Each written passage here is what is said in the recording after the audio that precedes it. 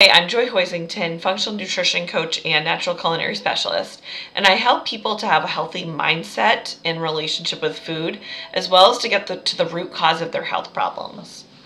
If you wouldn't mind hitting the subscribe button so that you can be sure to continue knowing when I post videos weekly. When it comes to our thought processes, we likely have certain thought patterns associated with our eating habits that are considered distorted. Today we're going to dive into some food psychology a bit more. There's a psychologist named Dr. Berg who developed a theory that at all times we are operating based on three different ego states: the parent, the child, and the adult. Elise Resch and Evelyn Treibel, both registered dietitians, developed a theory sort of based on this concept, but with food voices. And basically, they came up with this theory that certain food voices dictate our thought processes and consequent actions. So today, I'm going to highlight the different thought processes that can occur in relation to food. First of all, the food police refers to the voice that tells you that you have to abide by rules and regulations at all times. Not eating after a certain time, avoiding particular macronutrients, eating under a certain amount of calories, or anything at all that brings you into a dieting mentality. It's very judgmental. It's a harmful and very unhelpful voice that you must learn to pinpoint so that you can deal with that part of your psyche correctly. The reason why it's important to not let this voice dictate our thoughts and actions is because it can take away your sense of autonomy around food. Naturally, this type of thinking will make you feel restrained, like you are in some sort of food prison that's going to cause you to want to eventually break out. And when you do eventually break out, like when you break the rules that it sets for you, you will love the freedom so much that you will take it too far. Not to say that you can't have food preferences that will keep you eating what's best for you and your body type and health, but the food rules in this black and white type of thinking will not serve you in a way that will work long term.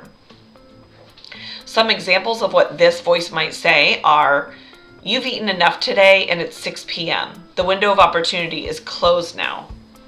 Or you better walk an extra mile today to catch up from that brownie. Or you better refuse those chips even though you're hungry because you already went over on calories at lunch. Or of course you aren't having pasta, that's way too high in carbs, too fattening. Or your jeans seem tighter today after eating those cookies last night, you've gained weight. The next voice is called the nutrition informant. This voice takes all the info that you've learned in your life about health. It could be from the media, from friends, family, health professionals, and uses the information seemingly for the purpose of taking care of your health. But in reality, the purpose is to keep you dieting. So sort of in the back of your mind, you're secretly doing it for losing weight. But it seems harmless because it seems like you're just trying to eat healthier. Some things that this voice might say are: anything over 100 calories is too high for a snack, and since my blood work hasn't been good, I've got to be extra careful. Or even though it's maple syrup, it's still a form of added sugar, and that's too unhealthy and high in carbs, and carbs are bad since I have diabetes. Or although it's a whole grain, grains are actually high in carbs, so I shouldn't have it because of my cholesterol levels. Or I love peanut butter, but since fat is higher in calories, I should pick something else since the doctor said I have to lose weight. Or fruits and vegetables are the only snack foods that I should eat to keep it low calorie with my history of cancer. There's something important to know about this voice, and that's that it's possible to turn it into an ally. Elise and Evelyn call it the nutrition ally.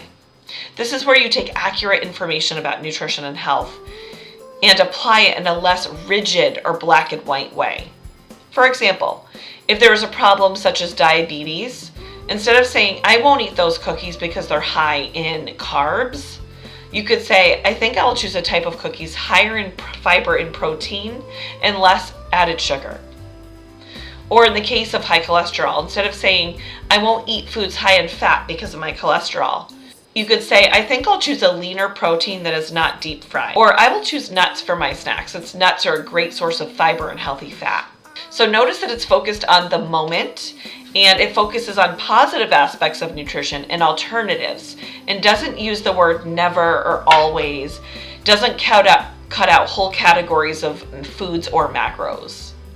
This definitely takes time to develop, and if you're unsure how to depict truth about nutrition, and health, then it might be wise to have a good professional source to work with in this area to weed out any incorrect information. And it also takes time to learn how to apply the information in a healthy way that doesn't feel like it's just another diet. The diet rebel is another food voice that can come in, and it's triggered by anger mostly. It's usually a defense mechanism to preserve and protect your independence around food matters, or even to protect your body image. When other people make comments about your body, your eating habits, or your weight, often this voice will come in, causing you to counteract the comments by binging or making unhealthy food choices. It can also happen when you self-restrict too much. You can end up fighting against your own rules by having this diet rebel come out in full force to prove to yourself that you can't be over-controlled by any rules or expectations. Some examples of things that this voice would say are, "Oh, so you think I put on weight? Well, let's see how you like this. I'll show you weight gain." And then you proceed to eat a whole pizza. Or, "I wonder how fast I can eat 3 bowls of cereal before Dad comes home." Or, "I can't believe my doctor said I'm overweight. I'll show him." And then you consume a whole plate of cookies in one sitting after the doctor's appointment. Another time and place that can cause this voice to start developing is in childhood, or at least it starts in childhood. When parents over-restrict and over-control foods, or when they make comments about their child's body shape or size, this can cause later in life, like in adulthood, for the diet rebel to suddenly emerge in an extreme form. This voice, though, also can become an ally when the thoughts are spoken out loud in a healthy way, to establish boundaries and autonomy rather than using food. For example, "Please don't make comments about my body. It's really not appreciated." Or, "I'm actually full and I don't need dessert, thank you." Or, "Yes, I'm having a second salad. I think it's fine to eat until I'm full." Or, "Actually, Mom, I don't count portion sizes or calories. I just listen to my body. I eat when hungry and I stop when I'm full." It's very freeing, actually. The next voice is called the Food Anthropologist, and for many of us, it's one that needs to be developed. It's actually one of my favorite voices that really helped me to make a positive impact on my food choices and behavior. This voice simply just observes. It does not judge in any way. It just observes. It may notice eating behaviors that are not healthy, or that you are experiencing a craving for something, or that there's food that looks and smells delicious. And it's not impulsive or quick to make decisions. It just spends time knowing and learning. For example, if you ate a donut and coffee for breakfast and you really enjoyed it, but then later were bloated, you would recognize all of that, but you wouldn't judge. Or that you may notice that you ate a cheeseburger at Red Robin for dinner with a side salad and you felt great. Again, no judgment. Or that you ate 5 pieces of cake at home by yourself while feeling emotional. Still, no judgment, just observing. It helps you to not get caught up in emotions, but just make connections with factual information. And then last but not least is the nurturer. This is the voice that comes in sounding like a caring and nurturing family member or friend. It always brings thoughts that are centered around grace and love, and it also cares about the truth of the matter. It's not judgmental, harsh, or disciplinary. It's also constructive and not destructive in nature. It cares about your overall good. Tapping into this voice and encouraging its development is key to overcome the food police and the diet rebel. Some things that the nurturer would say are, "It's okay to have a piece of pie. It's a normal part of life to eat sweets sometimes." Or, "I noticed I ate much more food than I needed to today. I wonder what was bothering me that led to that emotional eating." Or, "When I spend the extra time or money to buy healthy foods and get out and go for walks, I feel much better. It's important." Or, "Even though I struggled with emotional eating this month, I did much better than in the past." Or, "This intuitive eating thing has got lots of wisdom behind it, and I'm learning new things about myself I never knew before." Or, "You are starting to get toward the extreme end of your hunger. You better take a break now and honor your hunger. Feeding yourself should really be a priority." Or, "It's so great that I'm eating more fruits and vegetables each day. They're loaded with healthy vitamins and minerals, and my body deserves that." Now, I will say that you're going to notice through food journaling specifically that your body is going to respond differently to certain foods. And there are going to be some foods that you may notice are not a good decision for you. And in that case, it's good to develop alternatives that have similar tastes that can bring pleasure to your eating palate. Because without pleasureful eating, you're going to be really upset. You're just going to feel not gratified. You're going to feel like you're missing out on something. And then you're just going to turn to things at the last minute. So I suggest that you start doing the food journaling because I feel like it really helps the nurturer to be able to come in with a balanced mindset and know what foods are best for you and what foods are not. Intuitive eating is all about recognizing where the thoughts are coming from and then counteracting those thoughts using the nurturer voice when necessary. You must know when your most vulnerable times are, and the nurturer will be helpful in those cases so that you don't beat yourself up when you make a bad choice and so that you don't have a negative outlook on yourself. Again, a food diary is very helpful to start developing this heightened awareness better. It permits you to feel and sense and have an inner knowing about your relationship with food. The Nutrition Ally offers reasonable options, but it's not an all or nothing mentality. It's not black and white. It brings in ideas for healthy eating without restricting macronutrients, sweets, or fun foods entirely. For example, if you have a history of heart disease in the family and you want to consciously eat heart healthy, instead of saying, I'm not going to do any sweets, you could say, I prefer to make my sweets at home with whole foods, high in fiber and protein, rather than prepared baked goods from the grocery store.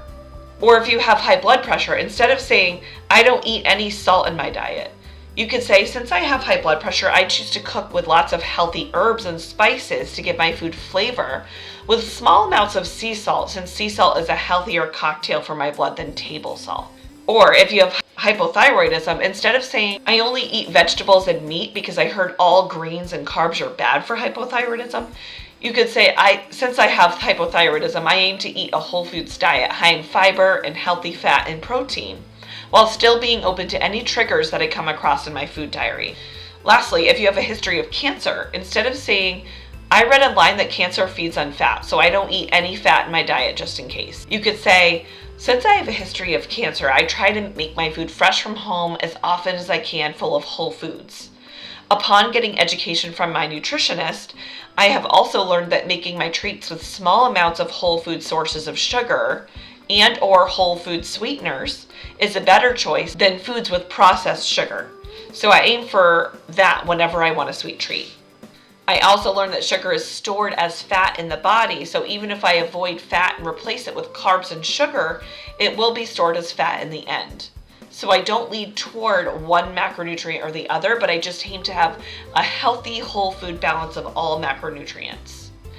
I also learned the importance of healthy fat for lowering inflammation. Again, since I mentioned the importance of food tracking, I have actually posted a link to an FMP journal, which is a food, mood, poop journal that helps you to track your foods, your mood, which is anything that you're feeling in the moment, physically, emotionally, mentally, and then of course the poop category, which is a very important aspect of your digestive health.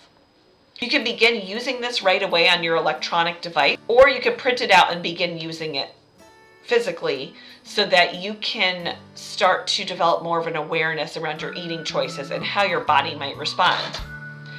Thank you so much for watching, and stay tuned for the full intuitive eating series, which will be wrapping up over the next few weeks. Have a great week, and I'll see you next time.